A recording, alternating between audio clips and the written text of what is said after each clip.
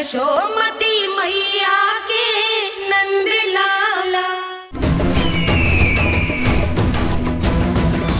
नारायण हरि, नारायण हरि।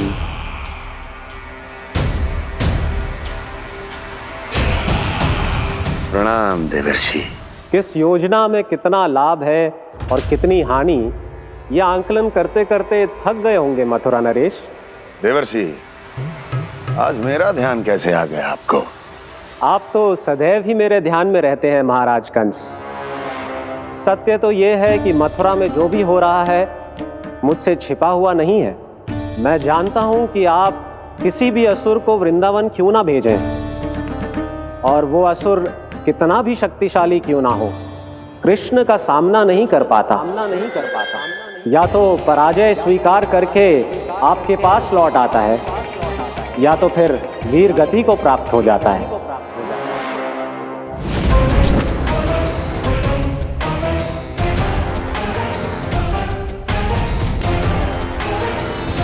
वाह, मुझे मेरी असफलताएं स्मरण कराने आए हैं, मेरे घाव को खुरेदने आए हैं, उन पे नमक छिड़कने आए हैं। मित्र को शत्रु समझने की भूल मत कीजिए महाराज कंस। मैं तो आपकी सहायता करने आया हूं। हाँ, और मेरी सहायता। कृष्ण विष्णु अवतार है, आप विष्णु के भक्त हैं। मैं हूं विष्णु द्रोही, फिर भी तो आपके आराध्य को हानि पहुंचाना चाहता है, उसकी सहायता करना चाहते हैं आप। क्या आप निश्चित रूप से कह सकते हैं कि आप ब्रह्मांड के सभी नियमों को अच्छी तरह समझते हैं? अवश्य। आपके लिए बस इतना ही जानना पर्याप्त होगा कि मैं जो कुछ भी कर रहा हूं उसके लिए मेरे व्यक्तिगत कारण हैं। मैं तो बस आपके हित में पिछली बार की तरह एक सुझाव लेके आया था, पर यदि आप मेरा सुझाव सुनना भी नहीं चाहते तो आपकी इच्छा। नारायण हरि, नारायण हरि। कारण चाहे जो हो, इनके पिछले सुझाव के कारण ही आज मेरे शत्रुओं की संख्या कम है। अन्यथा मैं देवकी के अन्य पुत्रों को भी जीवित छोड़ देता, और आज वो सब अपने भाई के साथ मिलकर उसकी शक्ति को अनेक गुणा बढ़ा देते। ठहरिए देवऋषि।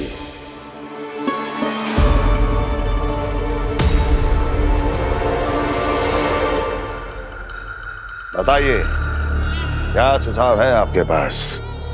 मेरे सुझाव का नाम है कालिया नाग।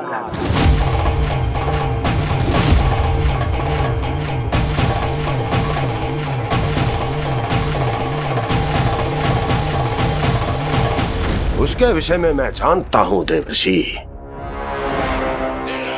तो समस्या ये है कि मैं स्वयं उससे मिलने नहीं जा सकता, उससे भेंट नहीं कर सकता।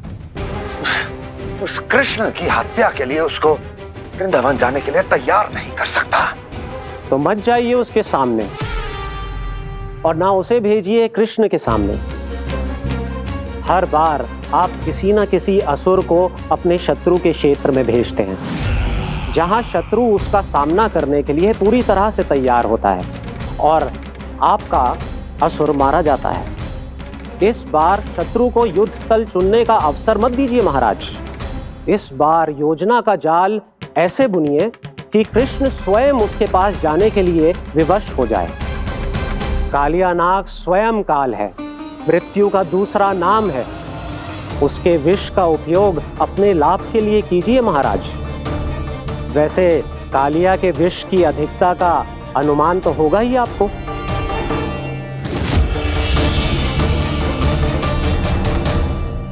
एक बार जो उसके क्षेत्र में पहुंच गया, फिर उसके विष से बचना असंभव है। उचित सुझाव है देवर्षि, उचित सुझाव है।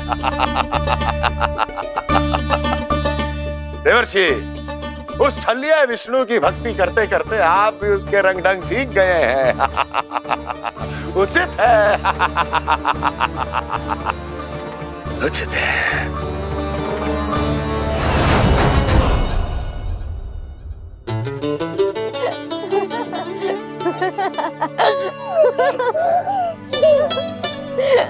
बस बस, बहुत आनंद ले लियो लल्ला।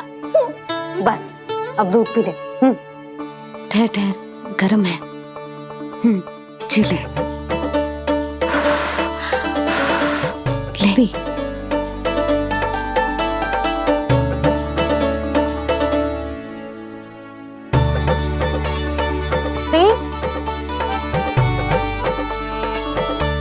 मैं ना होती तो ना जाने क्या होता तेरा। अपने आप दूध भी ना पी सकते है, भावला कहीं का। आपकी इस प्रेम के लिए तो मैं धरती पे आया हूँ मैया। मैं भी यही सोच रहा हूँ यशोदा कि तुम ना होती तो मेरा क्या होता। इसी बात पे थोड़ा दूध और कजू खाने को दे दो। अरे मैं तो भूल ही गई। तनिक ठहर जाओ जी, दूध पी लेना तो आपके लिए भी कछु ले आती हूँ।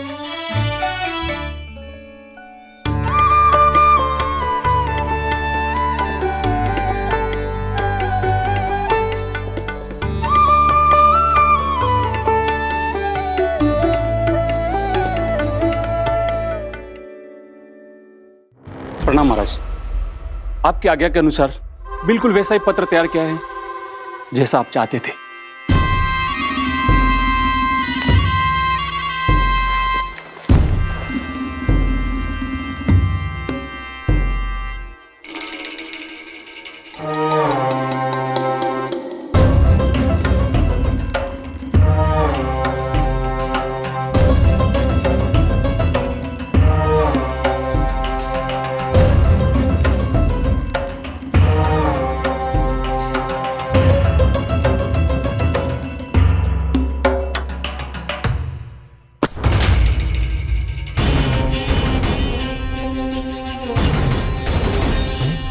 कृष्ण जन्म से लेकर आज तक ये मेरी सबसे महत्वपूर्ण योजना है। इसका सफल होना निश्चित है दूत, किंतु केवल वही करना जैसा मैंने कहा है। जाओ।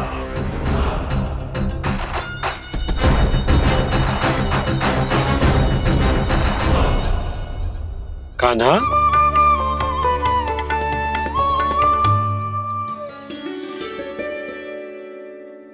क्या होगा? बाबा मैं चाहता हूँ कि मैया की ममता क्रिस्टल फ्रेम की वर्षा मुझ पे सरतेव ऐसे होते रहे। वो तो होती रहेगी लल्ला। अपने लल्ला के लिए किसी मैया का प्रेम कभी कम हो सकता है भला? नंदराज, वो मथुरा से एक दूत आयो है महाराज कंस का राजपत्र लेके।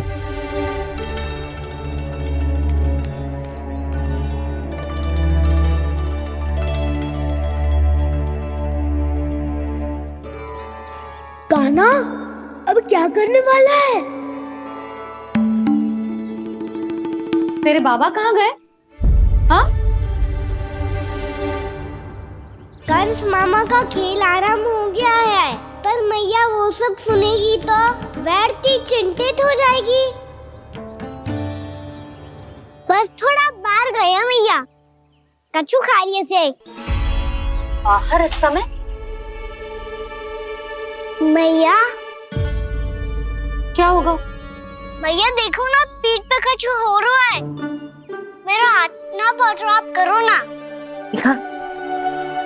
यहाँ? क्षमा करना मैया, पर अभी बाबा को ही संभालने दो ये सब। कहिए, क्या संदेश लाए हैं आप? नहीं नंदराज, नहीं। महाराज कंस का आदेश है कि यह संदेश सभी गांव वालों के साथ ही पढ़ा जाए। ठीक है, मैं गांव वालों के सामने पढ़ दूंगा, पर मुझे तो दीजिए पढ़ने के लिए। महाराज की आज्ञा का पालन करना आपके लिए भी आवश्यक है नंदराज। सभी गांव वासियों की सभा बुलाइए। बंसी, सभी गांव वालों की सभा बुलाओ। राजपत्र में ऐसा क्या संदेश भेजो है कंस ने? अब मेरे पत्र को पढ़कर सब भौचक के रह जाएंगे। और वो कृष्ण, उस कृष्ण के पांव के नीचे से तो भूमि खिसक जाएगी, आकाश फट पड़ेगा, बिजलियां गिर जाएंगी। प्राप्ति, ओ प्राप्ति, कंस का पुत्र स्वयं को बहुत अधिक शक्तिशाली समझता है ना वो।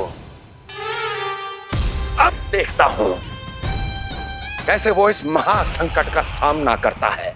वो कृष्ण, वो अपनी मृत्यु स्वयं चुनेगा या मृत्यु की वेदी पर चढ़ा देगा प्रिय वृंदावन वासियों को।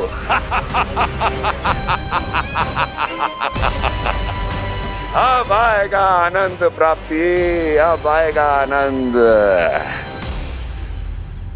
सबको इकट्ठा करवा के ही पढ़वाएगो। अवश्य ही कोई विशेष संदेश दिया होगा कंस ने। मैं भी यही सोच रही हूँ सुलक्षणा जी, कछु ना कछु तो विशेष है, पर जे हो क्या सकता है? हाँ, बात तो सही है। ऐसा क्या हो सकता है? सभी गांव वासियों के सामने पढ़ा जाए, कछु तो विशेष अवश्य लग रहे हो। बाहर तक कोलाहल क्यों हो रहा है?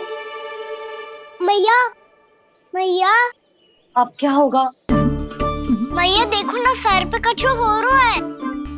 लल्ला, नारायण ने तुझे हाथ दिए हैं ना? पीठ की बात अन्य थी। अपने सिर की सेवा स्वयं कर। सर पे तो हाथ पहुंच रहा है ना?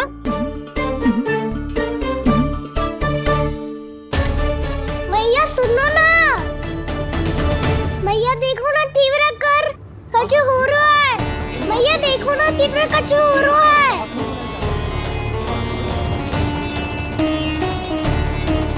सब लोग आ चुके हैं, अपना संदेश सुनाइए आप। गोपराज नंद और सभी वृंदावन वासियों को सूचित किया जाता है कि मथुरा अधिपति और आप सभी के महाराज कंस ने कल सुबह भव्य पूजा का आयोजन किया है। इसके लिए राज्य को वृंदावन के क्षेत्र के निकट यमुना नदी के मध्य में खिलने वाले 1 कोटि कमल के पुष्पों की आवश्यकता है। इसीलिए आप सभी को यह आदेश दिया जाता है कि ये सभी कमल के पुष्प प्रथम पहर से पहले राजसभा में पहुंचा दिए जाए। इतने सारे पुष्प, वो भी प्रथम पहर से पहले कैसे हो सकते हैं? यदि आप ऐसा करने में असफल रहे तो इसे राज आज्ञा का उल्लंघन माना जाएगा और राजद्रोह के आरोप में आप सभी को कड़े से कड़ा दंड दिया जाएगा। स्मरण रहे, यदि कल की पूजा में इन 1 कोटि कमल के पुष्पों का ना पहुंचने के कारण कोई व्यवधान आया तो समस्त वृंदावन वासियों को दोषी माना जाएगा और पूरे गांव को निवासियों सहित धूल में मिला दिया जाएगा। कल प्रथम पहर तक का ही समय है आप सबके पास।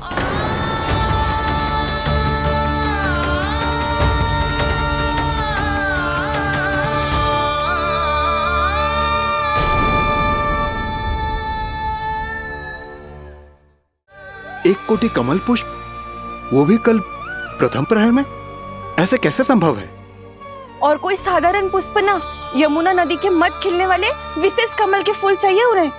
लेकिन यमुना नदी में तो कालिया नाग ने विष घोल के रखा है, तो फिर कैसे हो पाएगा? यह संभव है। हमारी मृत्यु का संदेश भेजा राजा कंस ने। सदैव की भांति इस समस्या पर भी गांव के बड़े ही विचार करेंगे। बालकों का यहाँ होना उचित ना है।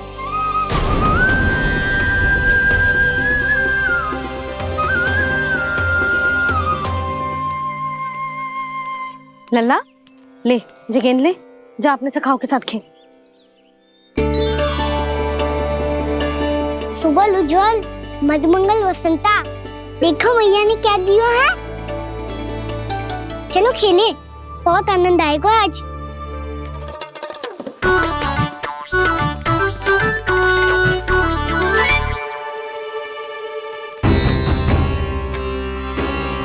भानु, बंसी, जाओ और शीघ्र ही वो घेरे का कार्य समाप्त करो।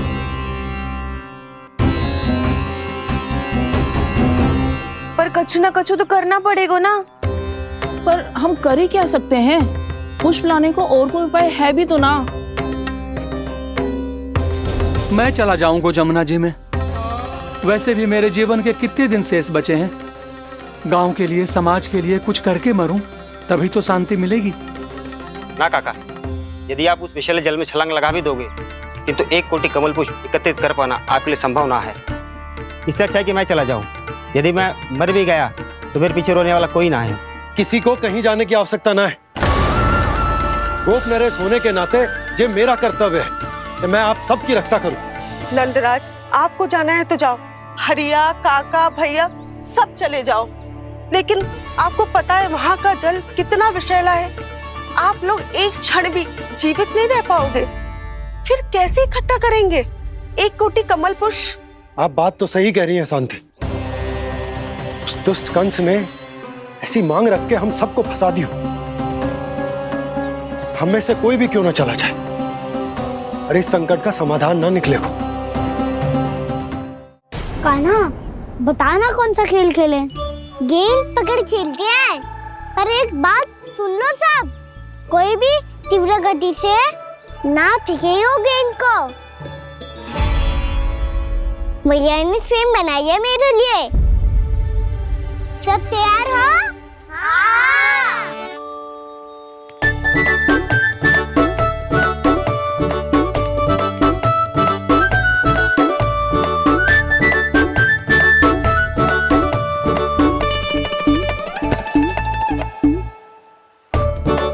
मुझे दो। मुझे दो।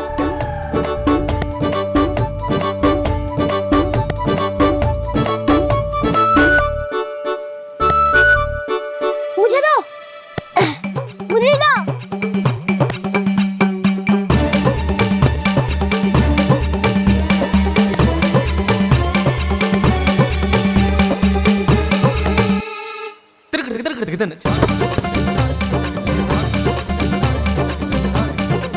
कान्हा, इतनी धीरे से फेंकेगो तो कैसे आनंद आएगो? थोड़ा बल लगा के फेंक। हाँ कान्हा, हम अभी बड़े हो गए हैं, तू अब भी छोटे बालकों की तरह फेंक रहा है।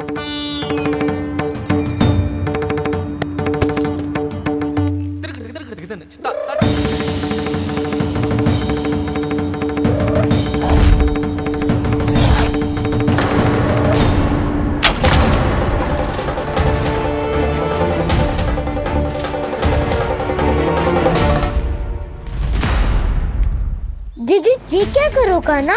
गेंद तो डूब गई।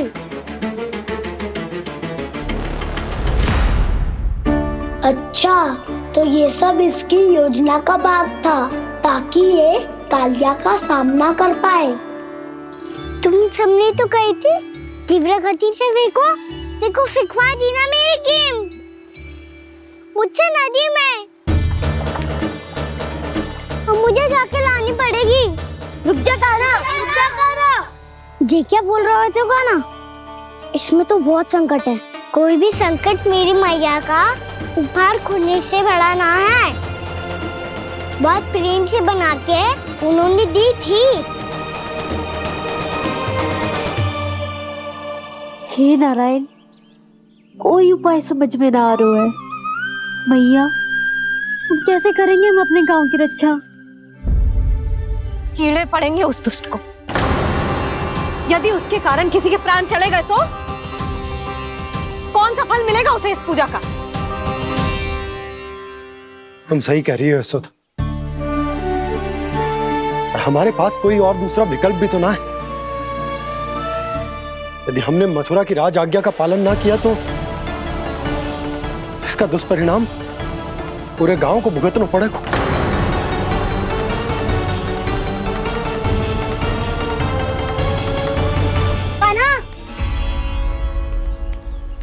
तुम्हें पता है कि तो भगवान है, दिव्य है, बहुत शक्ति है तुझमें।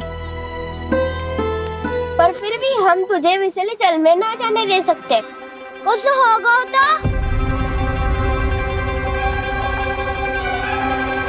तुम सब इतनी हट कर रहे हो तो ठीक है, ना जाऊंगा। गेंद कहाँ गिरी है, कितनी दूर गई है, ये तो देख लो। ताकि उसे बाहर निकालने का कोई उपाय ढूंढ पाओ?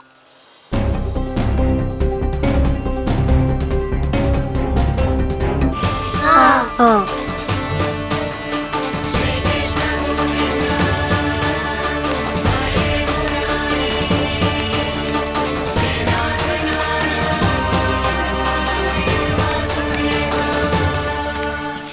कान्हा की ये लीला तो समझ ही नहीं आ रही। पहले इसने देवश्री नारद को मथुरा जाकर कंस को भगाने के लिए कहा, फिर स्वयं ही दुखी भी हो गया कि अब इसका रहस्य सबके सामने खुल जाएगा। और अभी स्वयं ही तो इसने कहा था कि गेंद बहुत महत्वपूर्ण है, फिर स्वयं ही उसे नदी के विषैले जल में फेंक दिया।